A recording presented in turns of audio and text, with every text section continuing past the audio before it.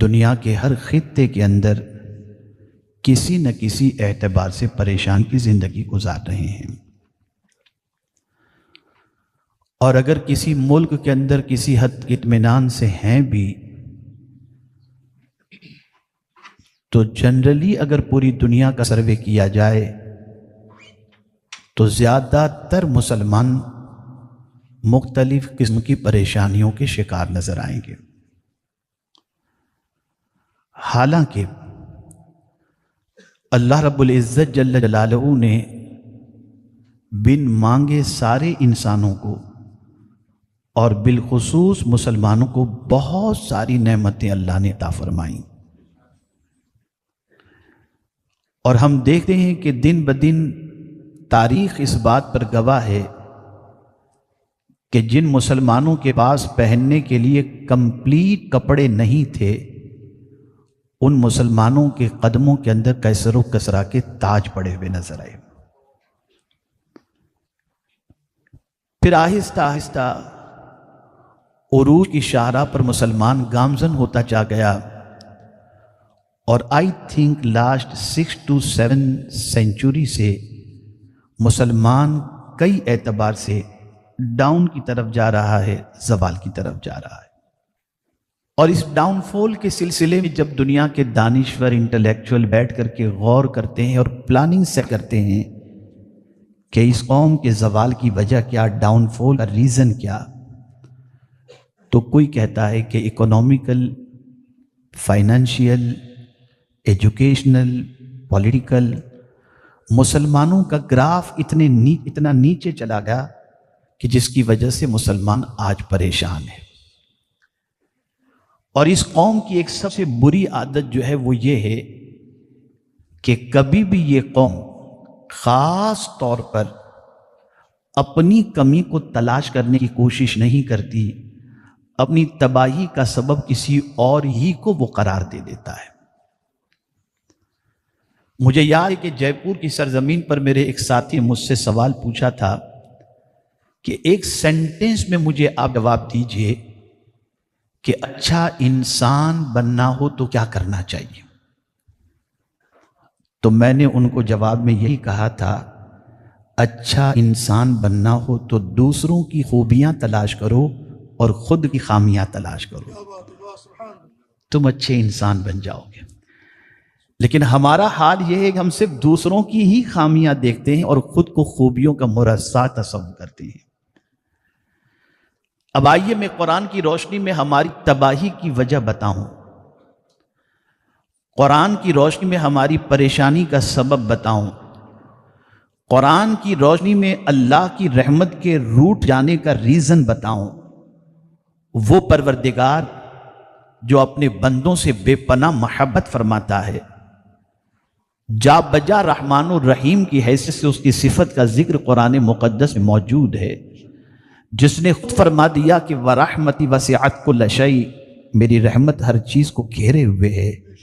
جن بندوں سے اتنی محبت ہے کہ بندہ ماں کے شکم میں پہنچ جائے تو اس کی پرورش وہاں پر وہ کرتا نظر آتا ہے، اور وہ خود رحم کو اتنا پسند کرتا ہے کہ ارشاد فرماتا ہے مَن لَمْ يَرْحَمْ صَغِيرَنَا وَلَمْ يُوَقِّرْ كَبِيرَنَا فَلَيْسَ مِنَّا، جو چھوٹوں پر شفقت نہ کرے اور بڑوں کی تعظیم نہ کرے۔ اس کے پیارے حبیب صلی اللہ علیہ وسلم نے فرمایا جو چھوٹوں پر شفقت نہ کرے اور بڑوں کی تعظیم نہ کرے، سرکار فرماتے ہیں وہ ہمارا ہے ہی نہیں۔ آپ ذرا سوچیں، جا بجا مہربانی کے سلسلے میں فرمایا گیا، اور خود رسول اعظم صلی اللہ علیہ وسلم نے انسانوں پر ہی مہربانی نہیں کی، جانوروں پر بھی مہربانی کی۔ آپ ذرا سوچو، وہ پروردگار اپنے بندوں کو عذاب میں گرفتار کر کے کیا کرے گا؟ ایک ماں جتنا اپنے بچے کو نہیں چاہتی، اس سے زیادہ اللہ اپنے بندوں سے محبت فرماتا ہے۔ لیکن میرا پروردگار ریزن بتا رہا ہے کہ کس وجہ سے تم پریشانی میں گرفتار ہوتے ہو، کس وجہ سے اللہ عز و جل تمہیں تکلیف کے اندر گرفتار فرماتا ہے۔ تو خود اللہ نے فرمایا ریزن، اور اسی پر آج میری انشاءاللہ گفتگو مکمل ہوگی۔ اسی کی طرف میں آپ کی توجہ کو مبذول کراؤں گا۔ اللہ فرماتا ہے ما یفعل اللہ بعذابکم، اللہ تم کو عذاب دے کر کیا کرے گا؟ یہ تو ہے نہیں کہ وہ عذاب دے کر اپنی طاقت تم کو دکھنا چاہتا ہو کہ دیکھو میں کتنا پاورفل ہوں۔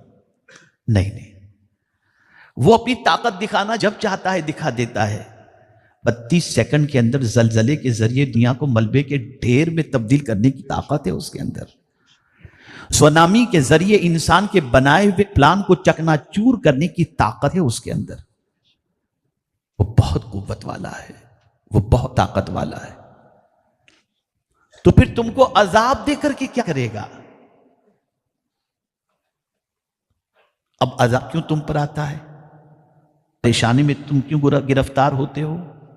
تو اللہ نے ریزن بیان فرمایا، ما یفعل اللہ بعذابکم، اللہ تم کو عذاب دے کر کیا کرے گا؟ ان شکرتم، اگر تم اللہ کا شکر ادا کرو۔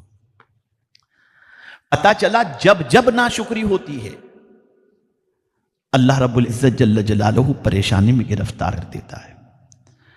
جب اللہ عز و جل کی نعمتوں کا مس یوز ہوتا ہے اللہ رب العزت جل جلالہ اس نعمت کو چھین لیتا ہے۔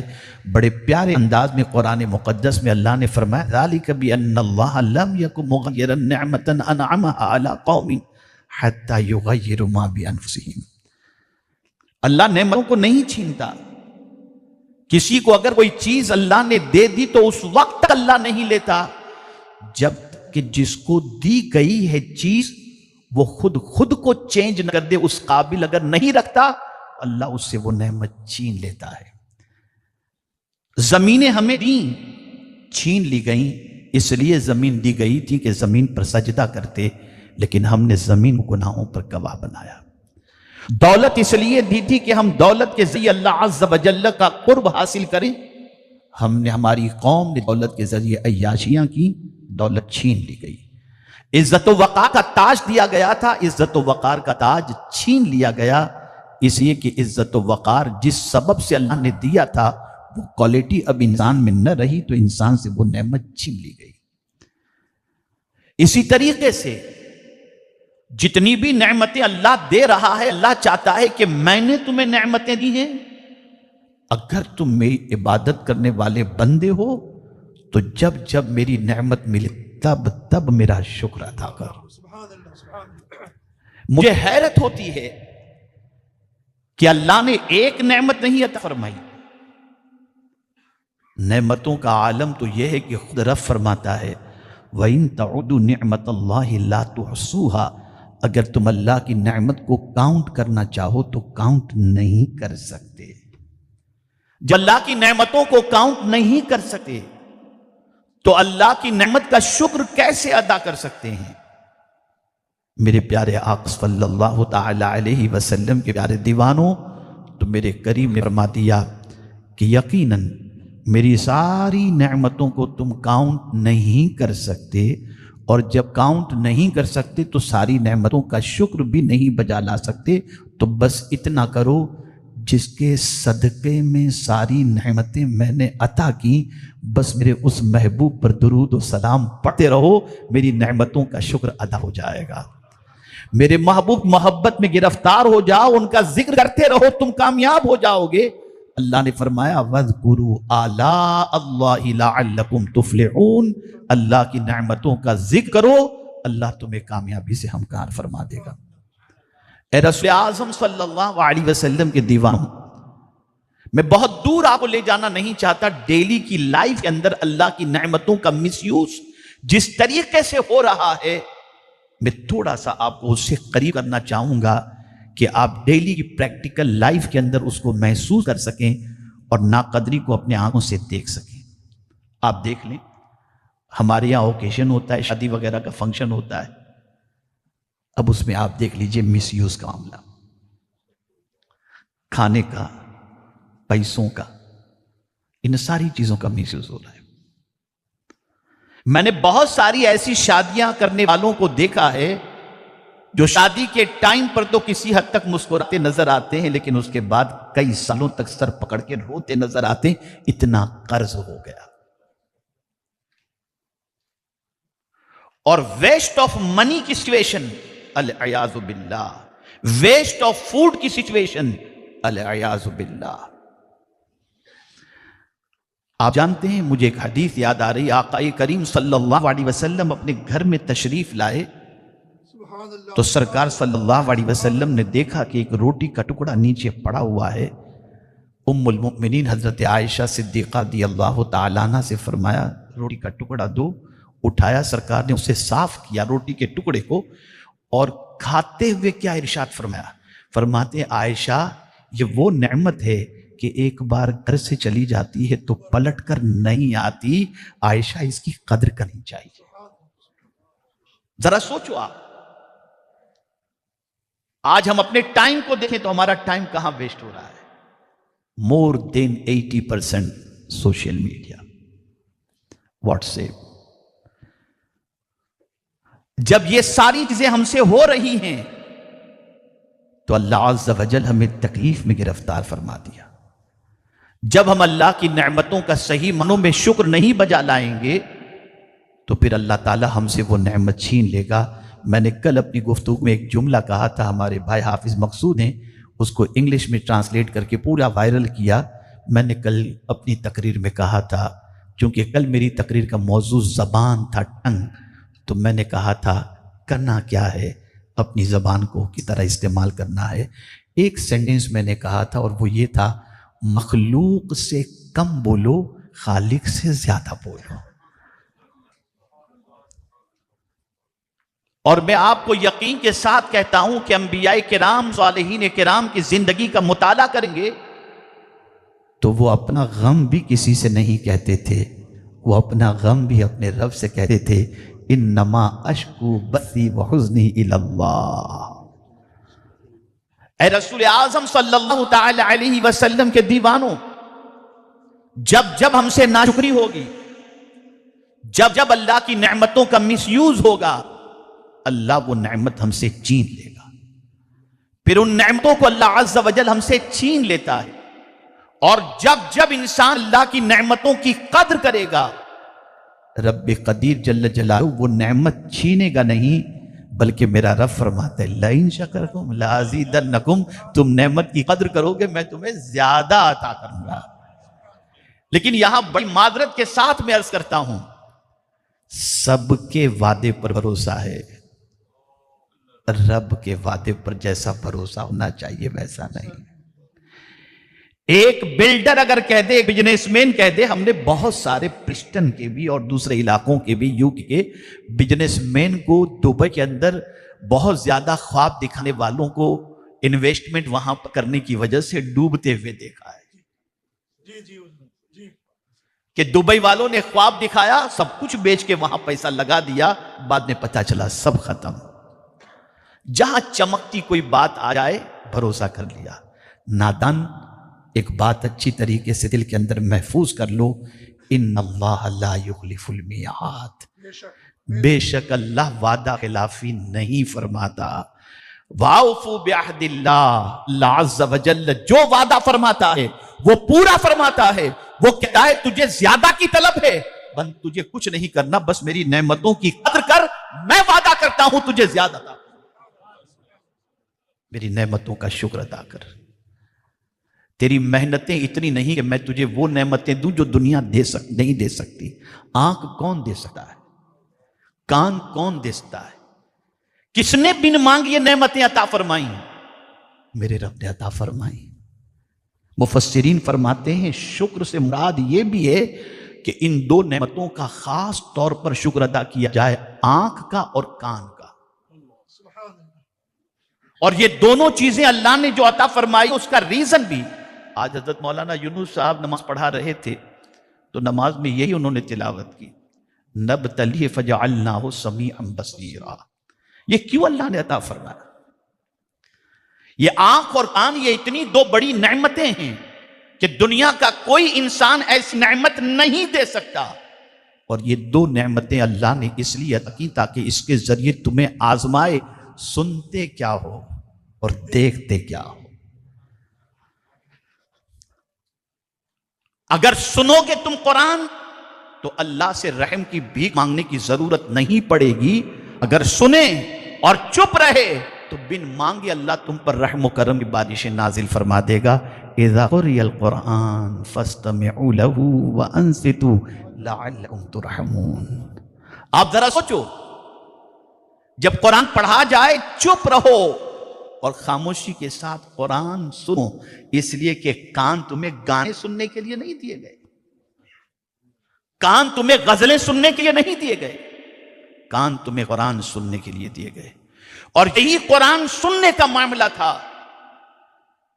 کہ کل تک مسلمانوں کی زندگی میں انقلاب اور مسلمانوں میں جو قوت پیدا ہوئی تھی وہ قرآن سننے کی وجہ سے پیدا ہوئی تھی.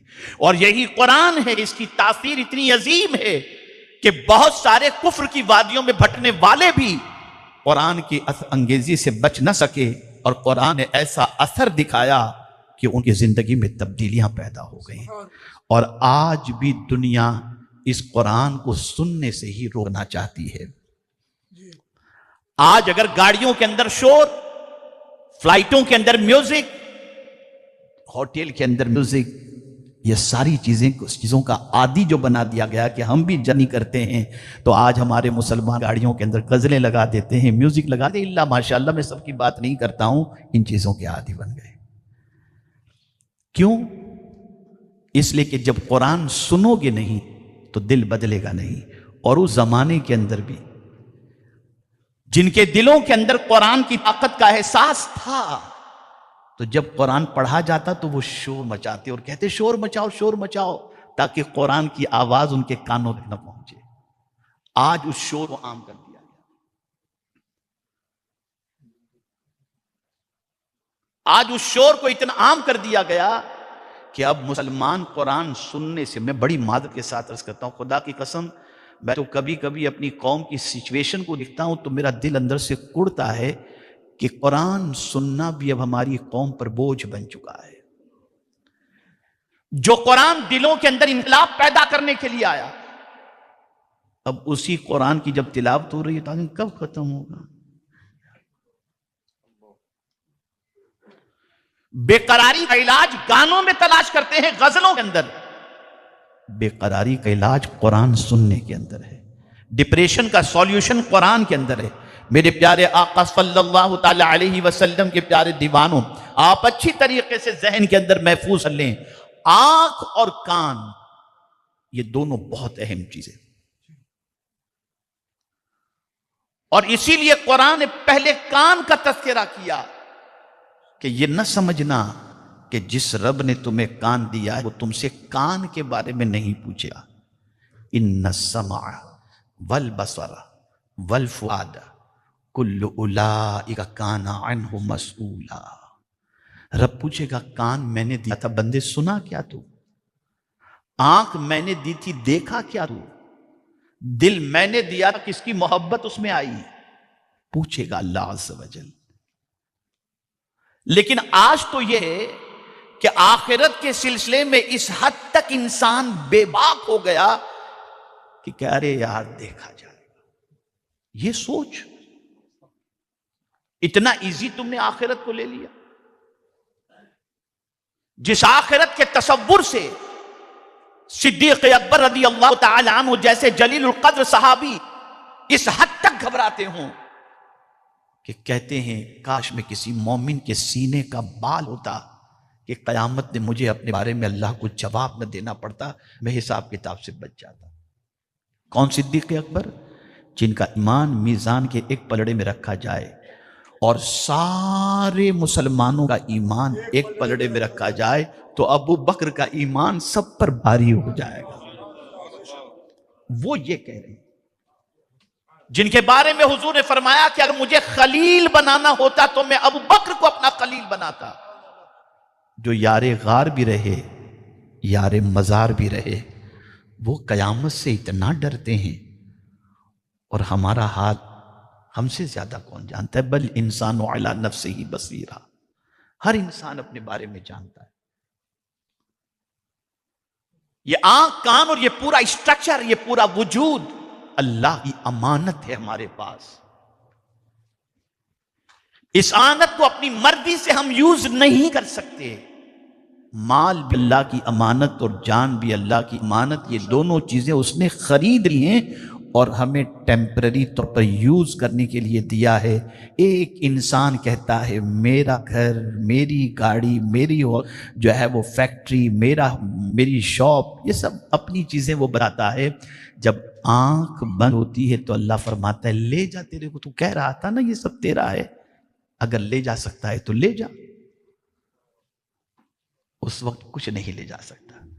جس کے بارے میں کہتا تھا میرا گھر نہیں لے جا سکتا، میری گاڑی نہیں لے جا سکتا، میری فیکٹری نہیں لے جا سکتا. ارے بھائی، ہاتھ میں انگوٹھی بھی ہو تو بیٹا کاٹ کے نکالے گا، ابا نہیں لے جا سکتے.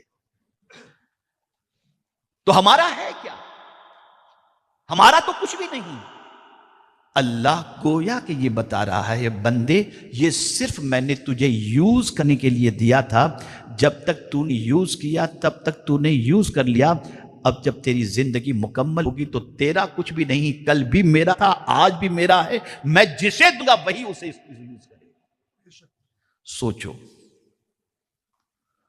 اب ایک بہت اہم نکتہ عرض کر رہا ہوں.